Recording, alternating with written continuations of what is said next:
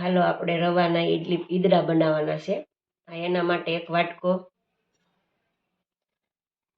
વાટકો છાશ લીધી, 1 વાટકો પાણી, પછી આદુ લસણની પેસ્ટ, થોડીક ખાંડ,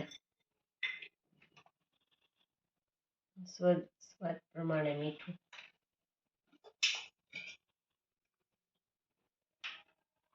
અને થોડુંક તેલ નાખી દેવાનું એટલે જાળીદાર પડે. હવે આ બધું મિક્સ કરી દેવાનું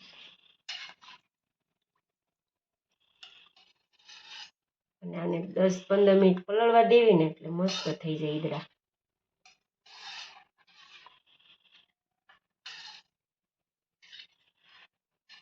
અત્યારે ઢીલું લાગે છે પણ હમણાં ઘડીક રહીને જોઈશું ને એટલે બધું પાણી સુસાઈ ગયું છે.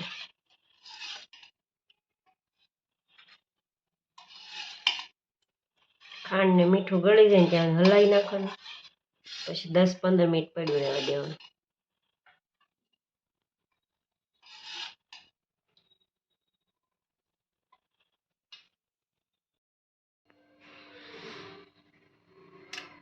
આપણે ધાણા બાકી રહી ગયા હતા, અત્યારે ઉપરથી નાખ્યા અને હવે સોડા મિક્સ કરી દઈશું.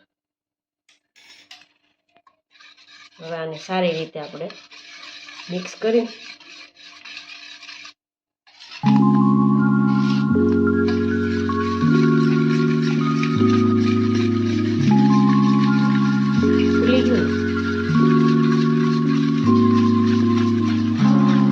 એક 2 મિનિટ જેવો હલાવવાનું એટલે સોડા બધા ફૂલી જાય.